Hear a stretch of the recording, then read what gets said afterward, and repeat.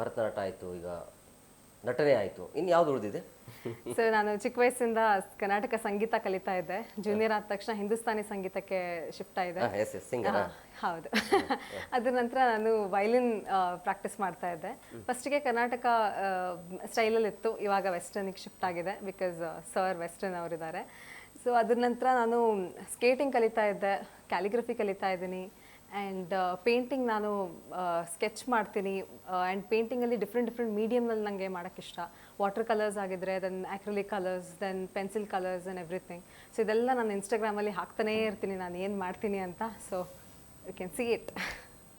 ಶ್ರುತಿ ಅವರಿಗೆ ಯಾಕೆ ಅಷ್ಟೊಂದು ಹುಚ್ಚು ಅಂದರೆ ಏನಾದರೂ ಒಂದು ಮಾಡ್ತಾನೆ ಇರಬೇಕು? ನೋಡಿ, ಈಗ ಭರತನಾಟ್ಯ ಆಯಿತು, ಸಿಂಗಿಂಗ್ ಆಯಿತು, ಸುಮ್ಮನೆ ಅಂತೂ ಕೂತ್ಕೊಳ್ಳೋದಿಲ್ಲ. ಅಂದರೆ ಎಲ್ಲ ಕ್ಷೇತ್ರದಲ್ಲಿ ನಂದು ಒಂದು ಪಾತ್ರ ಇರಬೇಕು ಅಂತೇಳಿ ಅನಿಸಿದ್ದು ಯಾಕೆ? ಸೊ ನಾನು ಬಿಲೀವ್ ಮಾಡೋದು, ನಮಗೆಲ್ಲ ಇರೋದು ಒಂದೇ ಲೈಫ್. ಸೊ ಈ ಲೈಫಲ್ಲಿ ನನಗೆ ಏನೇನು ಇಂಟ್ರೆಸ್ಟ್ ಇದೆ ಅದನ್ನೆಲ್ಲದನ್ನು ಎಕ್ಸ್ಪ್ಲೋರ್ ಮಾಡಿಬಿಡ್ಬೇಕು. So these are all my interest.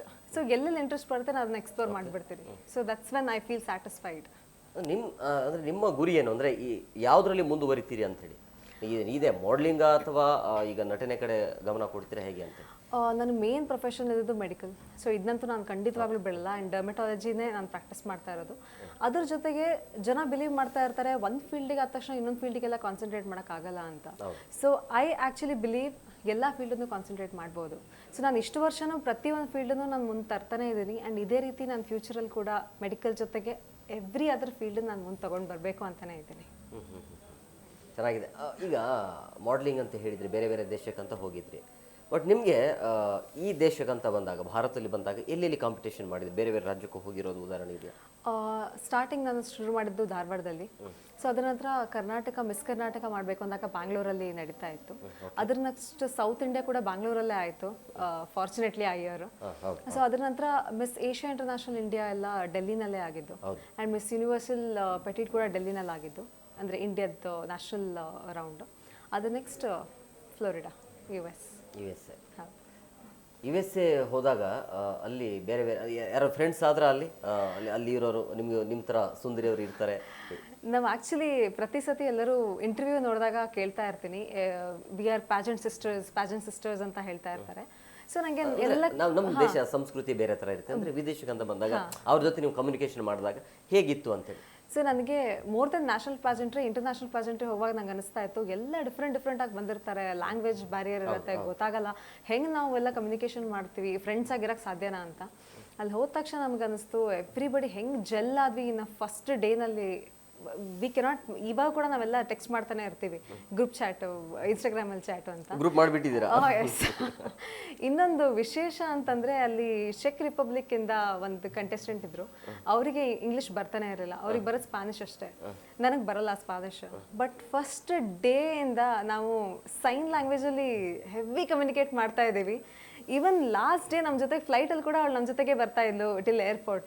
So ನಮಗೆ ಅವಾಗ ಲ್ಯಾಂಗ್ವೇಜೇ ಬೇಡ for bonding, just face expression and hands are enough to communicate ಅಂತ. ಏನು ವ್ಯತ್ಯಾಸ ಇಲ್ಲ, ಫ್ರೆಂಡ್ಸ್ ಆ್ಯಂಡ್ ಫ್ರೆಂಡ್ಸ್. ಶ್ರುತಿ ಅವ್ರಿಗೆ ಎಷ್ಟು ಲ್ಯಾಂಗ್ವೇಜ್ ಬರುತ್ತೆ? ನನಗೆ ಕನ್ನಡ ಬರುತ್ತೆ, ಹಿಂದಿ ಬರುತ್ತೆ, ಇಂಗ್ಲೀಷ್ ಬರುತ್ತೆ. ಅದ್ರ ಜೊತೆಗೆ ಇವಾಗ ನಾನು ಫ್ರೆಂಚ್ ಕಲಿತಾ ಇದ್ದೀನಿ ಆ್ಯಂಡ್ ತಮಿಳ್ ಕಲಿತಾ ಇದ್ದೀನಿ, ಬಿಕಾಸ್ ಒಂದು ಮೂವಿಗೆ ತಮಿಳ್ ಮೂವಿ ಮಾಡ್ತಾ ಇದ್ದೀನಿ. ಸೊ ಇದ್ರ ಜೊತೆಗೆ ನನಗೆ ಇದು ತೆಲುಗು ಕಲಿಯೋಕ್ಕೂ ಇಷ್ಟ. ಸೊ ಮಲಯಾಳಂ ಏನೋ ಕಲಿಬೇಕಂತ ಹೋದೆ, ಸಿಕ್ಕಾಬಡೆ ಕಷ್ಟ, ಎರಡು ಲೈನ್ ಬರೋದು ಅಷ್ಟೇ. ಸೊ ನಂತರ ನಾನೀಗ ಸ್ಪ್ಯಾನಿಷ್ ಕೂಡ ಕಲಿಬೇಕು ಅಂತ ಅಂದ್ಕೊಂಡಿದ್ದೀನಿ, ಬಿಕಾಸ್ ನಮ್ಮದು ಇಂಟರ್ನ್ಯಾಷನಲ್ ಡೈರೆಕ್ಟರ್ ಸ್ಪ್ಯಾನಿಷ್ ಸೈಡ್ ಅವರು. ಸೊ ನನಗೆ ಒನ್ ಇಯರ್ ಹೆಂಗೂ ರೈನಿಂಗ್ ಇರುತ್ತಲ್ಲ, ಆ 1 ಇಯರಲ್ಲಿ ಎಷ್ಟಾಗುತ್ತೆ ಅಷ್ಟು ಕಲ್ತ್ಬಿಡೋಣ ಸ್ಪ್ಯಾನಿಷ್, ಹೋಗಿ ಇಂಪ್ರೆಸ್ ಮಾಡಿಬಿಡೋಣ ಅಂತ.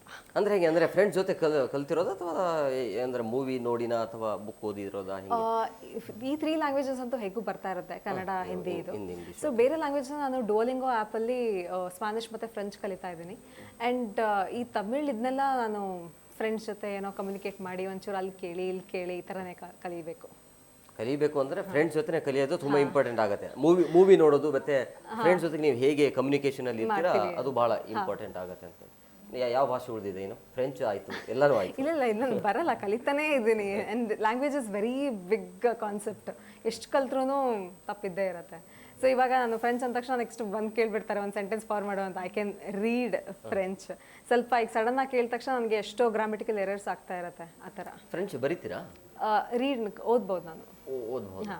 ಬರೆಯೋದಕ್ಕೆ ಏನು ಅವಶ್ಯಕತೆ ಇಲ್ಲ, ಯಾಕಂದ್ರೆ ಇನ್ನೊಬ್ಬರಿಗೆ ಅರ್ಥ ಆದ್ರೆ ಸಾಕು ನಾವು ಮಾತಾಡೋದು ಅಂತ. ಇವು ಹೆಂಗೆ ಅಂದ್ರೆ ಇಂಗ್ಲಿಷ್ ಮೂವೀಸ್ ಅಲ್ಲಿ ಕೆಲವೊಂದು ಫ್ರೆಂಚ್ ಆಕ್ಟರ್ಸ್ ಬಂದ್ಬಿಟ್ಟು ಫ್ರೆಂಚ್ ಅಲ್ಲಿ ಮಾತಾಡ್ತಾ ಇದ್ರೆ ಐ ಕ್ಯಾನ್, ನನಗೆ ಕೆಳಗಡೆ ಟ್ರಾನ್ಸ್ಲೇಷನ್ ಏನು ಬೇಡ, ನೋಡಿದ ತಕ್ಷಣ ಗೊತ್ತಾಗ್ಬಿಡತ್ತೆ ಏನು ಮಾತಾಡಿದ್ರು ಅಂತ.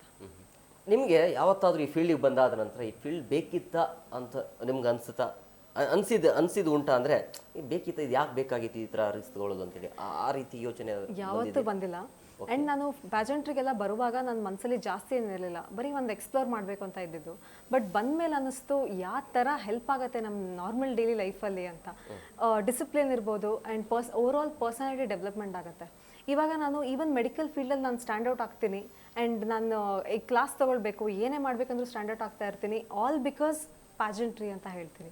ಸೊ ಇವಾಗ ನನಗನ್ಸುತ್ತೆ ಎಲ್ಲರೂ ಪ್ಯಾಜೆಂಟ್ರಿ ಅಂದ ತಕ್ಷಣ ಬರೀ ಬ್ಯೂಟಿ ಅಂತ ಹಿಂಗೆ ಅಂದ್ಕೊಳ್ತಿರ್ತಾರೆ. But has a bigger thing, overall ನಿಮ್ಮ ಪರ್ಸನಾಲಿಟಿ ಡೆವಲಪ್ಮೆಂಟ್ ಆಗುತ್ತೆ. ಸೊ ನಾನು ರೆಕಮೆಂಡೇಶನ್ ಕೊಡಬೇಕಂದ್ರೆ ಪ್ರತಿಯೊಬ್ಬರು ಪ್ಯಾಜೆಂಟ್ರಿ ಫೀಲ್ಡಿಗೆ ಬರಬೇಕು ಅಂತ. ಸೊ ನೋ ರಿಗ್ರೆಟ್ಸ್, ಯಾವುದೇ ರಿಗ್ರೆಟ್ಸ್ ಇಲ್ಲ. ನಾನು ಅದ್ರ ಯಾಕಂದರೆ ಕೆಲವೊಬ್ಬರಿಗೆ ಅನಿಸಿರುತ್ತೆ ಈ ಫೀಲ್ಡಿಗೆ ಬಂದಾದ್ಮೇಲೆ ಬೇಕಿತ್ತ ನಮಗೆ ಅಂತೇಳಿ. ಸೊ ಹಂಗಾಗಿ ನಿಮಗೂ ಆ ಅನುಭವ ಆಗಿರ್ಬೋದು ಅಂತ ಕೇಳಿದೆ ಅಷ್ಟೇ. ಯಾಕಂದರೆ ಕೆಲಸದಲ್ಲಿ ಖುಷಿ ಇತ್ತು ಅಂತಂದರೆ ಅದು ಯಾವುದು ಮ್ಯಾಟ್ರ್ ಆಗೋದಿಲ್ಲ, ಯಾಕಂದ್ರೆ ನಿಮಗೆ ಸಪೋರ್ಟ್ ಇತ್ತು, ನಿಮಗೆ ಕೆಲಸದಲ್ಲಿ ನಿಮಗೆ ಇಂಟ್ರೆಸ್ಟ್ ಇತ್ತು. ಹಾಗಾಗಿ ಆ ರೀತಿಯ ಆಲೋಚನೆಗಳು ಬಹುಶಃ ಬಂದಿರಲಿಕ್ಕಿಲ್ಲ. ಜಿ ಕನ್ನಡ ನ್ಯೂಸ್ ಈಗ ನಿಮ್ಮ ಮನೆಯಲ್ಲೇ ನೋಡಿ. ಎಲ್ಲ ಕೇಬಲ್ಗಳಲ್ಲಿ ಈಗ ಲಭ್ಯ.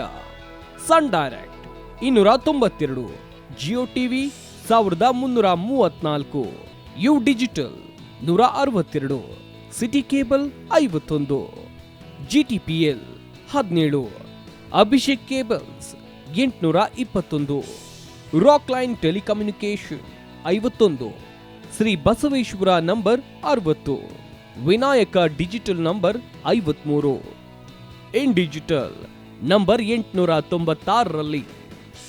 ನಿಮ್ಮಿಷ್ಟದ ಜಿ ಕನ್ನಡ ನ್ಯೂಸ್ ನೋಡಿ ಆನಂದಿಸಿ.